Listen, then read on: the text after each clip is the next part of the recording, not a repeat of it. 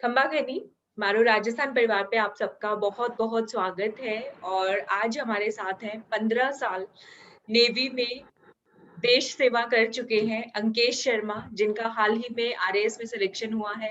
एक serviceman category के अंदर 57th रैंक आई है इनकी। इनके पास टाइम बहुत कम था तैयारी के लिए क्योंकि ड्यूटी पर थे, प्रीलिम्स जब इन्होंने दिया, मेंस के लिए बहुत कम टाइम मिला था। तो आइए इनकी जर्नी के बारे में जानते हैं ताकि हमारे एमआरपीएन्स को इनसे गाइडेंस मिल सके, इनसे हेल्प मिल सके। जय हिंद अंकेश। जय हिंद मैम। हाँ। Good evening. Good evening, very good evening. Congratulations आपको सबसे पहले मेरी तरफ से बहुत-बहुत बधाई हो इस रिजल्ट के लिए। और आप अपना एजुकेशनल बैकग्राउंड बताइए, क्वालिफिकेशन और उसके बाद मतलब कहाँ से बिलॉन्ग करते हैं? ये बताइए इसके बारे में। बिल्कुल मैम, थैंक यू। मैम मैंने 2004 के अंदर नेवी ज्वाइन की थी और हुँ, नेवी में रहते हुए मैंने एमए इकोनॉमिक्स की थी 2012 के अंदर, बीए और एमए इकोनॉमिक्स मद्रास अच्छा, यूनिवर्सिटी से। ठीक है। 2019 31 जैन को मैं रिटायर हुआ था अच्छा, अच्छा। और उसी टाइम पहले ही अगस्त 18 में मैंने प्रीलिम्स दे दिया था। हुँ, हुँ। थोड़ा-सा मेरा लक फैक्टर भी सही था कि मेंस नवंबर में थे और फिर 31 जैन को थे। दोनों हाँ, हाँ। पोस्टपोन्ड हुए, उसी के बाद मुझे मालूम पड़ा कि हाँ, मैं मेंस अपीयर कर सकता हूँ, अच्छा, क्योंकि मेंस फिर जून में हुए तो ही मैं दे सकता हूँ। एज़ पर अच्छा, रूल अच्छा। एक्स सर्विसमैन के अंदर मेंस आपको अच्छा, रिटायरमेंट के बाद ही आप दे सकते हो। अच्छा आफ्टर तो रिटायरमेंट ही उसके दे बाद ही सकते मैंने हैं। ठीक है। यस मैम, अच्छा, तो अच्छा। फ़ेब से ही मैंने तैयारी शुरू की थी, तो हुँ, यही टाइम था मेरे पास मेंस के लिए। अच्छा। तो उसी के बाद मैंने अपनी स्टार्टिंग करी प्लानिंग। बाकी प्रीलिम्स के लिए तो कोई स्ट्रैटेजी तो मेरी नहीं रही थी ख़ास। हुँ, हुँ। आपके वीडियो वगैरह देखे थे मैंने, फ़ॉलो करे थे आपको, काफ़ी अच्छा, गाइडेंस अच्छा। भी रही थी आपकी। ठीक है। और बाकी तो वो एक कॉमन वो लक्ष्य की जो बुक रहती है वही। हाँ, लक्ष्य की बुक बहुत अच्छी बुक है, ठीक है। मेरे को ये पता है कि आप जो हमारी फ्री स्पेशल क्लासेस होती थी, उसमें मोस्ट रेगुलर स्टूडेंट थे। आप रेगुलर बहुत ज़्यादा आते थे। कंसिस्टेंसी मुझे जहाँ तक ध्यान है, आपने एक भी क्लास मिस नहीं की होगी, मुझे जो लगता है पर्सनली। जितने भी फ्री कोर्सेज़ थे, आपने सारे देखे ही होंगे उस टाइम पे। तो बिलॉन्ग कहाँ से करते हो बेसिकली? राजस्थान में कौन से जिले, कौन से गाँव से आते हो, ये भी बताइए लर्नर्स को। हाँ मैम, मैं सीकर से हूँ। अच्छा। बेसिकली सीकर के पास श्री माधोपुर तहसील है, थोई, वहाँ से बिलॉन्ग करता हूँ। अच्छा, थोई तहसील से, ठीक है। ठीक है, तो आरएएस में आने का कैसे सोचा? मतलब किस वजह से आए हो? क्या आपके माइंड में था कि मुझे आरएएस एग्ज़ाम देना है? नहीं मैम, स्ट्रेट फॉरवर्ड वाली बात है, आरएएस का तो कोई ऐसा नहीं था टारगेट आरएएस देना है। उस अच्छा। टाइम क्योंकि आरएएस 3-4 साल में निकलता है। हाँ, मैंने अपीयर हाँ। करा था आरएएस का एग्ज़ाम, क्योंकि मेरे को तो ये था भी नहीं कि इस बार मेरे को चांस मिलेगा। क्योंकि अच्छा। मैंने आपको बताया ना, मेंस के पहले आपको रिटायर होना चाहिए, हाँ, हाँ, तो कोई बिल्कुल। शेड्यूल नहीं था। लेकिन मैंने प्रीलिम्स दिया था क्योंकि अपॉर्च्युनिटी कभी छोड़नी नहीं चाहिए, मिली हुई है, तो बिल्कुल बिल्कुल। मैंने उसी हिसाब से फॉर्म भरा। अच्छा। और जब मैंने अपॉर्च्युनिटी को अवेल करा तो बिल्कुल भगवान ने ही मेरा साथ दिया और मेंस डिले हुए, तो अच्छा, मेरे अच्छा। को इसमें मौका मिला। अच्छा, तो अच्छा, ये ठीक थोड़ा-सा रहा मेरा।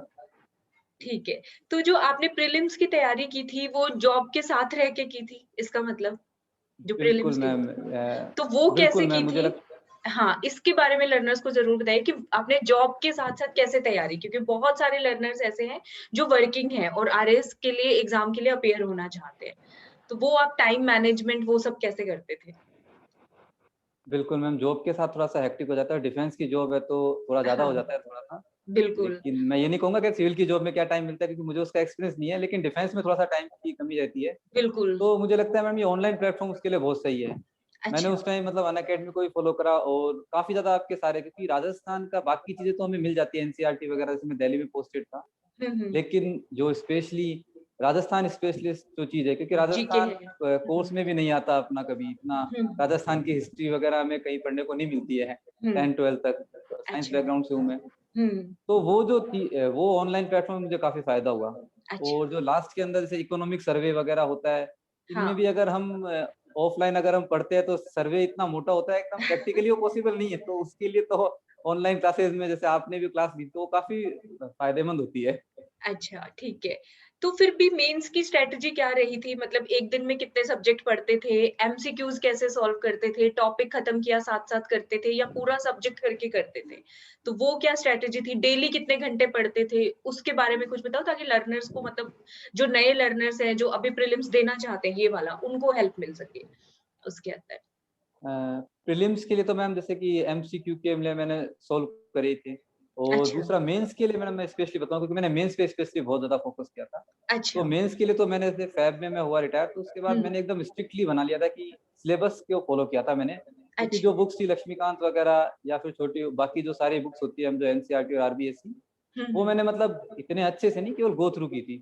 अच्छा। लेकिन उसके बाद जब मैंने फ़ेब से लेके और जून तक का जो टाइम था, एक तो हुँ। मैंने टेस्ट सीरीज़ करी थी अच्छा। और लिख के आंसर्स की प्रैक्टिस की थी और उस टाइम मैंने फ़ेब और मार्च के अंदर 2 महीने के अंदर मैंने पूरा सिलेबस को डिवाइड कर लिया अच्छा। और उसको मैंने स्ट्रिक्टली फ़ॉलो किया था कि अगर आज मेरे को ये टॉपिक पूरा करना है तो एनी हाउ मुझे करना ही है ये टॉपिक और अगर अच्छा। फिर भी अगर उसमें कुछ रह गया, तो हुँ। उसको मैं छोड़ ही देता था कि अच्छा। इसको मैं सेकंड राउंड में लूँगा, फिर मैं अच्छा। अगले टॉपिक की ओर और सिलेबस को प्रॉपर डिवाइड करके इसको फ़ॉलो किया था। तो सिलेबस को कैसे डिवाइड किया था? जैसे 4 पेपर थे हमारे, 1 दिन में आप कितने सब्जेक्ट पढ़ते थे? कौन-कौन से पेपर आपने पहले किए? उसके बारे में बताओ, डिटेल से बताओ ताकि लर्नर्स के हाँ, डाउट्स मैम। क्लियर होने चाहिए। जैसे मैम हिंदी और इंग्लिश को तो मैंने डेली के उसमें रखा था कि भई हिंदी में जैसे हमारे सब ये पर्यायवाची या इडियम्स वगैरह जो भी होती है हिंदी और इंग्लिश के, वो मैंने अच्छा। कंटिन्यू सुबह का 1 घंटा रखा था कि इसको तो मैं हिंदी इंग्लिश को देना ही देना है। ठीक है। और फिर उस बाकी के दिन के अंदर मैंने ये स्ट्रैटेजी रख रखी थी कि आज मुझे ये टॉपिक, ये सब्जेक्ट का जैसे आज मैंने अगर राजस्थान हिस्ट्री के 4 टॉपिक ले रखे हैं, तो आज इन 4 टॉपिक को मैं दिन भर करूँगा। हाँ, अच्छा। लेकिन अगर शाम के बाद मेरा एक रूटीन ये था कि जो मैंने आज पढ़ा है, हुँ। एटलीस्ट पूरा नहीं तो उसके जो इम्पोर्टेंट क्वेश्चन लग रहे हैं, तो मैं उनको लिख के उनकी ज़रूर 1 पेज, 2 पेज पे प्रैक्टिस करता था। अच्छा, तो आंसर राइटिंग में आप कितना टाइम देते थे उसमें? जैसे आपने 4 टॉपिक पढ़े, डेली आंसर राइटिंग प्रैक्टिस, बच्चे बहुत पूछते हैं कि कितना टाइम देना चाहिए हमें बिल्कुल। आंसर राइटिंग के लिए? मैम, मैं तो कम से कम मतलब 1 डेढ़ घंटा तो मैंने डेली आंसर राइटिंग करी ही करी है। मतलब अच्छा, फ़ेब से लेके अप्रैल में और उसके बाद वीकली टेस्ट तो मतलब कंपल्सरी है वो तो 3-4 मेंस महीने में। एकदम उसके बिना तो हर वीकली वीकेंड पे टेस्ट। अच्छा, अच्छा, ठीक है। और प्रीलिम्स का कुछ बेसिक आइडिया मतलब एमसीक्यूज़ कितने बनाते थे डेली बेसिस पे? क्योंकि अभी प्रीलिम्स आ रहा है ना, तो बच्चों का ज़्यादा माइंड होगा प्रीलिम्स क्रैक करने में, जो नए लर्नर्स होते हैं। तो उसमें प्रीलिम्स के लिए कौन तो से मैम सब्जेक्ट पे मैं फ़ोकस किया? प्रायोरिटी किस पे दी? राजस्थान जीके को प्रायोरिटी दी, करंट अफेयर्स को प्रायोरिटी दी या साइंस को प्रायोरिटी दी? किस पे आपने मतलब ज़्यादा फ़ोकस किया उसके अंदर? जितना मैम आपको ध्यान हो करंट तो उतना बता मतलब दो। हाँ मैम, हाँ, करंट तो मैडम मैंने रेगुलरली मतलब नोटबुक बनाए रखी थी कि आज करंट क्या है। चाहे अच्छा, वह आपके वीडियो देख के हो या फिर कहीं हाँ, और से करके। मतलब अच्छा। न्यूज़पेपर देख के आपके वीडियो अगर रेडीमेड मिल रहे हैं तो उससे अच्छी चीज़ तो कोई है ही नहीं, कहीं आपको रेडीमेड मिल जाए कोई भी। हाँ, हाँ, तो मतलब बिल्कुल। करंट में जो भी आपको टॉपिक लगे वो टॉपिक लिख लिए मैंने अच्छा, और करंट के बाद के अंदर तो ये तो करंट का हो गया। बाकी हुँ, लक्ष्य के अंदर थोड़ा-सा ही रहता है कि याद हुआ कि नहीं हुआ, तो मैं तो मैडम गो थ्रू ही करता था कि ठीक है अगर जितना याद हो जाए उतना। और अच्छा, इकोनॉमिक सर्वे क्योंकि उसमें और रीज़निंग और मैथ्स का इसमें थोड़ा-सा पोर्शन होता है, तो हाँ, वो तो बहुत ही सिंपल रहता है, तो उसके तो सिंपल मुझे लगता रहता नहीं है। कोई प्रिपेयर की ज़रूरत होती है अच्छा, उसकी। अच्छा। तो मतलब आपके कहने का मतलब है राजस्थान जीके बेसिक कर ले बच्चे अगर प्रीलिम्स में, हाँ मैथ्स जी, हाँ। रीज़निंग कर लें, करंट अफेयर्स कर लें और इकोनॉमिक सर्वे से कर लें, तो आप प्रीलिम्स को क्रैक ठीक है। कर सकते हो। मतलब कहने का मतलब ये है। Yes ma'am. ठीक है? हाँ और मैम। थोड़ा-सा मैं कहूँगी साइंस का पोर्शन अपना तैयार कर लें, बेसिक इंडिया वर्ल्ड दिख जाए, तो प्रीलिम्स आप बड़े आसानी से क्रैक कर सकते हैं स्टूडेंट्स उसके अंदर। ठीक है। हाँ जी। और मेंस के लिए कोई और एक्स्ट्रा पॉइंट आपने आंसर राइटिंग बताया, आप टॉपिक तैयार करते थे, आंसर राइटिंग डेली बेसिस पे करते थे। फिर आपने हाँ टेस्ट मैम। सीरीज़ दिया उसके अंदर और कोई पॉइंट हो जो बच्चों को ध्यान रखना चाहिए लर्नर्स को मेंस के टाइम पे तैयारी करते हुए? कोई स्पेसिफिक टिप मैम आप देना चाहो? मैम मुझे ऐसा लगता है कि अगर मतलब हम सीरियसली अगर सोचे ना तो मतलब हमें अंदाज़ लग जाता है कि क्वेश्चन क्या आ सकते हैं। क्योंकि अच्छा। कोई भी सब्जेक्ट में जो क्वेश्चन आते हैं जैसे अभी ईआरसीपी का क्वेश्चन अगर अपना आया था, हाँ, हाँ, हाँ। तो आपने वो पढ़ाया था, मैंने देखा भी पढ़ाया था। था, हाँ, तो ऐसे अब इकोनॉमिक सर्वे। अंदाज़ लग जाता है, उस टाइम वो न्यूज़ में चल रहा था कि उस टाइम वो ईआरसीपी के लिए स्टेट गवर्नमेंट पैसा माँग रही है, तो मतलब हमें अंदाज़ लग जाता है कि ये चीज़ आ सकती है और वो आ होता है सकते मैडम। हैं। अच्छा, अच्छा। और वाटर क्वालिटी वाला हो गया, तो मतलब जो हाँ। करंट से रिलेटेड हमारे सब्जेक्ट है ना, तो वो हुँ। क्वेश्चन बनते हैं। अच्छा, मतलब अब अच्छा। की बार तो आरपीएससी ने फॉलो करा है। हुँ। तो मुझे लगता है कि ये चीज़ ध्यान रखनी जब भी हम कोई टॉपिक पढ़ रहे हैं तो उसमें हमारे दिमाग में हिट होना चाहिए कि अच्छा करंट में मैंने ये देखा है तो ये क्वेश्चन आ सकते हैं। तो उसी अच्छा, को अच्छा। आप लिख के एकदम अच्छे से तैयार करिए। ठीक है। तो करंट अफेयर्स के लिए मेंस की तैयारी के लिए आपने मैगज़ीन पे फ़ोकस किया या फिर न्यूज़पेपर पे फ़ोकस किया? तो उसमें किस पे फ़ोकस था आपका मेंस की जब तैयारी कर रहे थे करंट अफेयर्स से रिलेटेड? मैम थोड़ा-सा मतलब जॉब में टाइम मिलता है, जॉब में बाकी स्टडी तो कंटिन्यू रहती नहीं है, लेकिन न्यूज़पेपर तो मतलब मैंने डेली पढ़ा है। अच्छा, तो तो कौन से न्यूज़पेपर पढ़े से ये भी बता दीजिए बच्चों को? कौन से नहीं पढ़े मैम हैं? मेरी तो थोड़ी मजबूरी ये थी कि मैं साउथ इंडिया में पोस्टिंग रही थी मेरी, हुँ। तो वहाँ तो फिर आपको हिंदू ही मिलता है।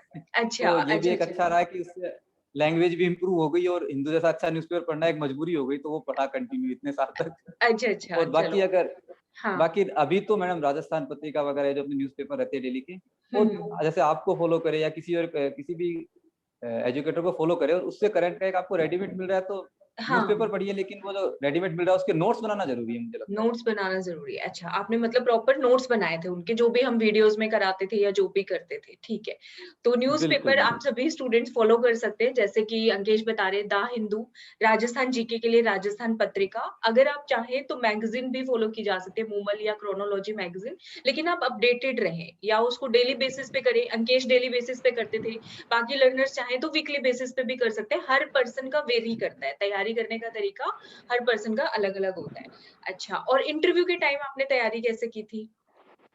इंटरव्यू के इंटरव्यू के टाइम? लिए मैम जैसे कि मुझे लगता है इंटरव्यू का सबसे बेस्ट है न्यूज़पेपर, तो इतने टाइम में आदत पड़ ही जाती है, सभी लोग करते हैं। हुँ, एक ठीक है। मतलब एक वीसी का ग्रुप बना लेना चाहिए जो सेलेक्ट हो रखे हैं, और आपस में मतलब वीडियो कॉन्फ्रेंसिंग करके अच्छा, इंटरव्यू करी। तो अच्छा, वो अच्छा। सबसे बेस्ट मुझे लगता है, क्योंकि अभी तो कोविड चल रहा था तो वैसे भी पॉसिबल नहीं था। हुँ, तो मुझे हुँ। लगता है वीसी वाला जो पैटर्न है वीडियो कॉन्फ्रेंसिंग वाला, वो एक अच्छा पैटर्न है इंटरव्यू की अच्छा, तैयारी अच्छा। के लिए। तो आपने अपना डीएफ वगैरह प्रिपेयर किया था, हॉबीज़ वगैरह वो सारी चीज़ें, बिल्कुल क्वेश्चन्स मैम। जो हैं, वो सारे प्रिपेयर करके गए होंगे आप बिल्कुल। अच्छा, अच्छा, बिल्कुल मैम, अच्छा। इंटरव्यू तो आस-पास ही रहता है अपने, वो इधर-उधर से ही पूछते हैं, और मेरा तो काफ़ी हाँ। एनालिटिकल रहा था, भूपेंद्र सिंह सर का बोर्ड था अच्छा, चेयरमैन अच्छा। सर का, तो वो मतलब फैक्चुअल पूछते भी नहीं, वो एनालिटिकल इंटरव्यू लेते हैं। अच्छा, तो कोई एग्ज़ाम्पल कोई आप देना चाहें जो आपको बहुत हिट किया हो मतलब इंटरव्यू में जो बहुत इंटरेस्टिंग क्वेश्चन आपसे पूछा हो, जिसका आपने बहुत अच्छा आंसर दिया हो, ऐसा कुछ?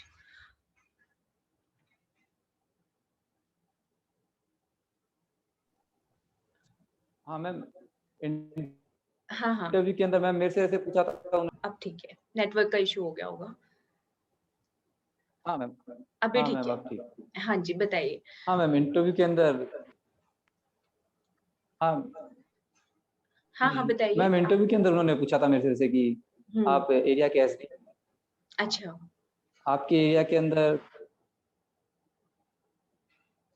अरे! आवाज़ स्टक हो रही है आई थिंक। एरिया के अंदर हाँ, हाँ, बोलिए। हाँ, वो आपके राउंड पे आए हुए हैं आपके एरिया के अंदर, हाँ, और वो मतलब 7 डेज़ उन्होंने होटल में स्टे कर लिया है, और उसी टाइम आपकी प्रोबेशन भी पूरी होने वाली है, 7 डेज़ ये आपकी प्रोबेशन में बाकी है, अच्छा, और वो अपने होटल के अंदर स्टे करके और वापस जा रहे हैं, उन्होंने बिल नहीं चुकाया है। अच्छा, और ये मतलब प्रसिद्ध है उनके लिए पूरे एरिया के अंदर कि वो मतलब बिल पे नहीं करते हैं। अच्छा, तो अब अच्छा, आप अच्छा। उनसे बिल माँगेंगे या आप छोड़ देंगे? अच्छा, अच्छा, ठीक है। तो तो मतलब ये तो ऑब्वियस है कि आप नहीं बोल सकते हो कि मैं उनसे बिल नहीं माँगूँगा, क्योंकि ये तो हाँ, एकदम इमोरल हो जाएगा। बिल्कुल, बिल्कुल। तो मैंने बोला सर मैं उनसे रिक्वेस्ट करूँगा, तो बोले नहीं रिक्वेस्ट तो नहीं मानेंगे, वो आपकी रिक्वेस्ट नहीं मान रहे हैं। अच्छा, अच्छा, अच्छा, फिर उन्होंने वापस से, मैंने कहा सर अगर वो ऑफ़िशियल दौरे पर आए तो गवर्नमेंट पे करेगी। बोले नहीं ऑफ़िशियल दौरा नहीं है, वो अच्छा, अपनी फैमिली की भी साथ में है। अच्छा, तो अब अच्छा, आप अच्छा, बताइए अब आप क्या करेंगे? अच्छा, ठीक है। तो दिमाग में नहीं आया कि अब क्या बोले, क्या नहीं बोलना चाहिए। हुँ, हुँ। बाद उन्होंने और जो कि आप ठीक है होटल वाले को भुगत देना बिल, आप थोड़ी बोला उनको बुक करने के लिए। मैंने कहा नहीं सर होटल वाले ने तो अपनी फैसिलिटी दी है, तो उसको मैं कैसे बोल सकता हूँ? अच्छा, अच्छा, फिर उन्होंने अच्छा, कहा नहीं आप इसका जवाब दो, आराम से सोच के जवाब दो। तो एक अच्छा, मैम बैठी थी, मैंने मैम की तरफ देखा तब मेरे दिमाग में आइडिया एकदम से स्ट्राइक हाँ, करा। मैंने कहा सर मैं मैम को बोलूँगा, क्योंकि हाँ।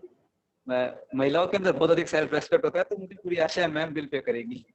अच्छा, बाकी के अच्छा, बोर्ड अच्छा, मेंबर भी हँसने लगे, वो मैम को ही देखने लगे। अच्छा। तो मैम ने फिर खुद में ही बोला अच्छा आपकी शादी हो गई है, आपको कैसे लगता है महिलाएं तो बहुत कंजूस होती है? मैंने कहा नहीं मैम ऐसे नहीं होता, वो बिल पे ही होती है, वो कंजूस नहीं होती है। अच्छा। तो बाकी तब पता नहीं, मतलब मैम बहुत खुश हो गई थी, बाकी की मेंबर्स भी बहुत सैटिस्फाई हुए थे आंसर से। अच्छा, अच्छा, अच्छा। तो इसको जो मुझे लगता है कहते हैं कि आपने इंटरव्यू का रुख मोड़ दिया, मतलब उसको बहुत अच्छे से आपने हैंडल किया। एक तो आप महिलाओं के ऊपर ले गए, तो वो मतलब टॉपिक चेंज हो गया होगा मुझे जो लगता है और आप वुमेन को बोलोगे, उनके अंदर सेल्फ रिस्पेक्ट होती है, तो ऑब्वियसली आप उनसे बिल मतलब ले पाओगे, मुझे जहाँ तक लगता है। तो अच्छा क्वेश्चन था ये और अच्छा आंसर दिया। अच्छा और कोई टिप अगर आप लर्नर्स को देना चाहो कि प्री की तैयारी करें, मेंस की तैयारी करें? एक क्वेश्चन ये बहुत आता है कि एग्ज़ाम अब पोस्टपोन मैम मुझे होते ये रहते लगता है हैं। कि मतलब थोड़ा-सा कूल रहना चाहिए। हाँ।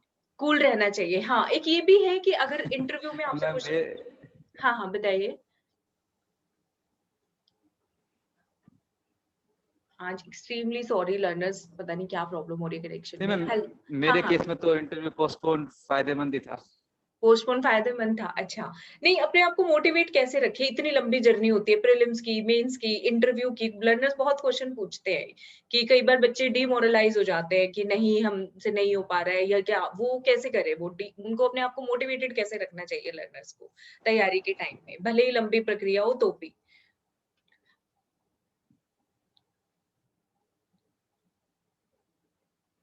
हेलो? हाँ जी मैम। हाँ जी, तो मोटिवेटेड कैसे रखा आपने? इतनी लंबी प्रोसेस है, आपने तो जॉब भी किया साथ में, तो मोटिवेटेड कैसे रखना चाहिए अपने आप को? आप कैसे रखते थे अपने आप को मोटिवेटेड तैयारी के लिए? मैं सबसे अच्छा तरीका है मैम, एक रूटीन में आप एक गेम ज़रूर होना चाहिए आदमी को खेलने के लिए, कि मतलब वो गेम वगैरह प्ले करता है तो एक मोटिवेशन रहता है। आप केवल अच्छा, मतलब ये एग्ज़ाम और मतलब केवल इसको सोचना कि बस आरएएस आरएएस, तो मुझे लगता है कि ये एक अच्छी चीज़ नहीं है, आदमी वैसे ही डिप्रेशन में आ जाएगा। कोई भी अच्छा, आप अच्छा, गेम खेलिए या कुछ भी, और आप एंटरटेनमेंट के लिए कोई कुछ भी कर सकता है। ठीक है, मुझे ठीक है। लगता है केवल इंटरव्यू के लिए हॉबी नहीं होनी चाहिए, इंसान की लाइफ में हॉबी होनी चाहिए। मोटिवेशन अच्छा। बहुत ज़रूरी है। ठीक है, तो सारे लर्नर्स को जो भी डिमोटिवेट होते हैं, हॉबी को ऐसी प्रैक्टिस करें जिससे आप लगातार आप गेम खेलते हैं तो ऑब्वियसली आपके माइंड से स्ट्रेस चला जाता है, ठीक है? जो भी नेगेटिव हार्मोन्स होते हैं वो रिलीज़ होते हैं, तो आप फ्रेशनेस बनी रहेगी तो आप मोटिवेटेड अपने आप को रख पाएँगे, ये बताना चाह रहे हैं अंकिश। तो उन्होंने स्पोर्ट्स के थ्रू रखा और वो नेवी में है तो एक वो नेवी में ऑटोमेटिकली मोटिवेशन रहता ही है, तो बहुत ज़्यादा मोटिवेशन की एज़ सच मुझे नहीं लगता कि ज़रूरत होती होगी कुछ भी। तो और कोई टिप जो भी आप देना चाहें प्रिपरेशन के टाइम पे स्टूडेंट्स को, लर्नर्स को जिन बातों का ध्यान रखना चाहिए, जो आपको लगता है कि इम्पोर्टेंट है, आपके हिसाब से?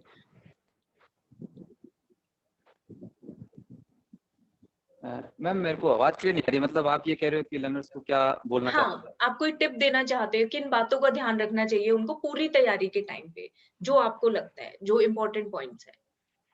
मैम सबसे ज़रूरी तो मैम पेशेंस है।